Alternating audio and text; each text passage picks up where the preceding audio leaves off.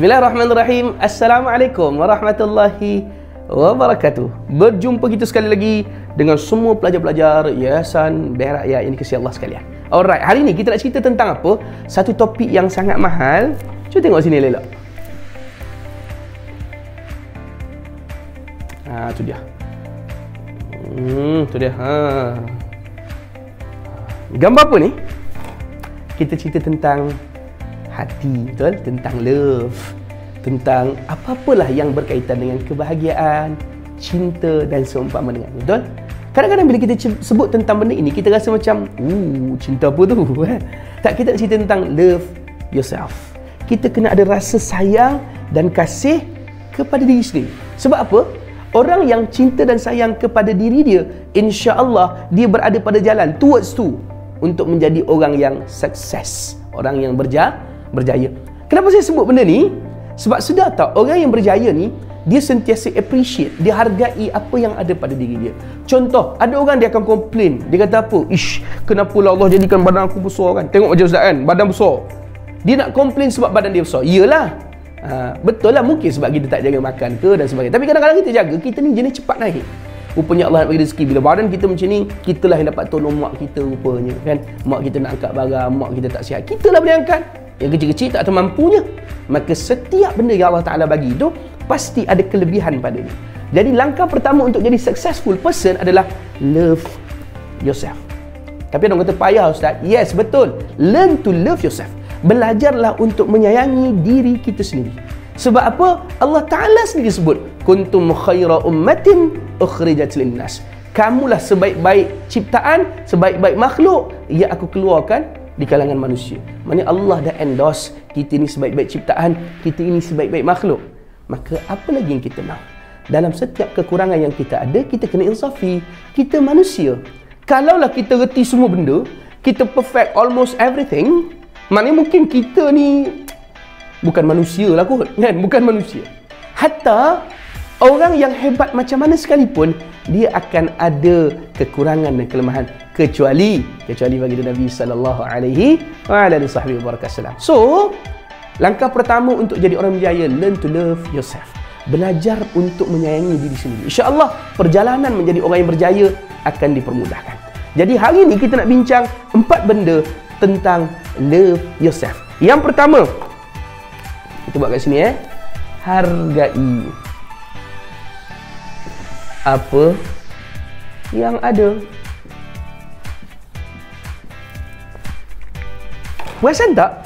Ramai kat luar sana, dia silap kat sini je dulu, menyebabkan perjalanan kejayaan yang dah nampak cerah, tiba-tiba malap dan akhirnya gagal. Wal'iyazubillah. Kita minta jauh. Contoh ni, semua yang tengah tengok kan, kita dapat tajaan daripada Yayasan Bank Rakyat.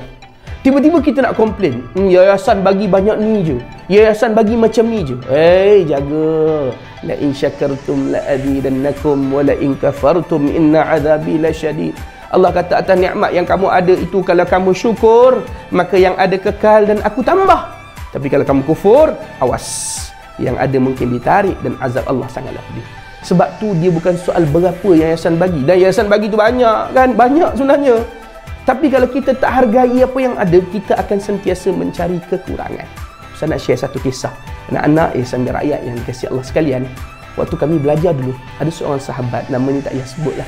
Mungkin takut beliau tu tengok video ni kan, kata cerita pasal dia pula. Tapi cerita ni baik. Beliau dah jadi orang yang berjaya, adik-beradik ni orang yang berjaya. Setiap hari kami dapat saksikan di sekolah, ayah dia ni orang kelainan upaya, kakinya tak ada sebelah. Jadi bawa motor roda 3, tahu roda 3 kan, yang tepi tu ada tempat macam, kalau dulu cerita Power Rangers kan, yang dia bawa geng dia kat sebelah kan, macam tu lah. Jadi bayangkan, setiap hari, kadang gila-gila lah, kadang abang dia duduk belakang, kadang dia duduk belakang, tapi akan ada yang duduk kat bahagian roda 3 tepi, dan ayah dia bawa motor hantar mereka ke sekolah. Tapi setiap hari hantar, kita dapat melihat kebahagiaan dan kegembiraan yang ada pada keluarga mereka. Bila turun tu nampak bergelak ketawa, bersalam-salaman dengan ayah dia, peluk cium ayah dia, tanpa rasa malu, tanpa rasa tak kena, tanpa rasa kekurangan. Tak ada langsung. Kita nampak kebahagiaan itu terselah. Sebab apa? Mereka hargai apa yang ada. Orang yang berjaya itu sifat dia. Love everything that you have right now. Sayang, cinta, kasih apa sahaja yang Allah bagi, yang kita ada sekarang, hargai. Sebab kena ingat, Ayah kita mungkin yang kudung itulah yang diimpikan oleh anak-anak yatim yang telah tiada ayah. Rumah kita yang runtuh dan rosak itulah yang diimpikan oleh orang yang terpaksa berteduh di bawah jambatan tanpa rumah. Duit kita yang sedikit itulah yang didambakan oleh orang-orang yang kehilangan pekerjaan dan kehilangan pendapatan. Jadi walaupun benda itu sedikit, tapi hargailah dengan sepenuh jiwa dan kasih sayang. Apa yang kita ada hari ini, nikmat bernafas, bercakap, main, semua itu kena kita hargai itu. Sebab apa? Orang yang hargai, dia akan dapat rasa kenikmatan. Dan insya-Allah bila dihargai, nikmat dia dapat dan dia boleh berjaya dalam hidup dia. Contoh, dalam bab keluarga tadi, apa ultimate goals dalam keluarga? Kan? Impian paling tinggi dalam keluarga. Bahagia tu, kan? Bahagia. Kita nak mak ayah kita baik dengan kita juga sangat baik dengan mereka. So, perlukah mereka tadi tu menjadi orang kaya untuk bahagia? Tak perlu pun. Kita bukan kata orang kaya salah. Ramai orang kaya sangat bermanfaat, masya-Allah. Tapi kena ingat, walaupun mereka susah, rupanya itulah ruang Allah nak latih mereka bahagia. Rumah yang sempit itu menyebabkan mereka sentiasa duduk dekat dan bersama. Akhirnya banyak perbualan, perbincangan dan terwujudnya kasih sayang. Jadi bila mereka hargai kejayaan yang mereka nak dalam hidup, iaitu bahagia, mereka dapat. Walaupun rumahnya kecil, walaupun ayahnya tak berapa sihat, kakinya tak ada, walaupun susah, tapi ultimate goals iaitu bahagia mereka dapat. Sebab apa? Sebab cinta. Kan dia siap boleh main pick up line lagi dengan bapak dia. Ayah, apa beza ayah dengan laut? Ayah dengan apa benda? Kalau laut ada penghujung dia, iaitu tepian pantai, tapi ayah cinta yang tidak bertepi. Ayah dia dengan masya-Allah. Sebab apa? Yalah, rumah kecil duduk kat situ ngadap muka tu je. Sesekali layanlah juga, betul? Dia dapat yang namanya bahagia. Dengan syarat ni, atas kali ni kita line sikit. Hargai. Mesti hargai. Kalau kita hargai, insya-Allah kita akan dapat kenikmatan tersebut dan kejayaan dalam memburu keluarga bahagia. Baik, yang kedua. Kita dah cerita yang pertama tentang hargai. Yang kedua ini paling penting. Syukur pada yang Maha memberi. Ini kita kadang-kadang Allah nak jadi orang yang berjaya, dia kena belajar cintai diri dia. Maka bila nak cintai diri, langkah pertama adalah syukur dulu dengan apa yang dikurniakan oleh Allah Ta'ala kepada kita. Contoh kita rasa, alah Ustaz, saya nak belajar ni, kalau boleh nak semua ditanggung, kan? Tiba-tiba Allah rezekikan betul dapat tanggung. Yang sambil rakyat taja kita belajar. Waktu itu kita kena ucapkan terima kasih kepada yang menaja. Kalau dalam kes kita, yang sambil rakyat lah. Tapi jangan lupa juga ucap syukur pada Allah. Dan ucap syukur pada Allah ni simple je. Macam mana? Ucapkan Alhamdulillah. Lafaz hamdalah tu kena selalu kat mulut. Sambil jalankan Alhamdulillah, Alhamdulillah, Alhamdulillah, Alhamdulillah. Sebab apa? Syukur ya Allah atas nikmat yang kau berikan pada aku. Orang macam ni dia akan hargai semua benda. Dia akan sayang semua benda. Sebab apa? Dia tahu waktu proses dia nak berjaya ini, dia perlukan bantuan, dia perlukan dana, dia perlukan duit, dia perlukan perhatian. Dan Allah anugerahkan benda itu. Jadi perjalanan itu makin mudah. Maka hargai je, betul. Tapi jangan lupa juga ucapkan syukur pada yang Maha memberi. Tapi janganlah lupa pula terima kasih kepada yang menaja kita, yang menjadi asbab perjalanan kejayaan ni. Antaranya Yayasan Biar Rakyat lah. Jadi jangan lupa benda tu. Dan orang yang memang sayang dan kasih pada diri dia, dua sikap pertama ni confirm akan nampak pada kehidupannya. Dia sentiasa appreciate orang, dia sentiasa bersyukur walaupun sedikit. Sebab tu Islam ajar apa? Al-qana'atu bil qalil, bersyukur, berpada, berpuas hati walaupun sedikit. Insya-Allah nikmat itu akan bertambah. Boleh kita? Itu yang kedua. Yang ketiga, laju sikit masa kita bukan panjang sangat ni. Okey, kita tukar warna pula, biru.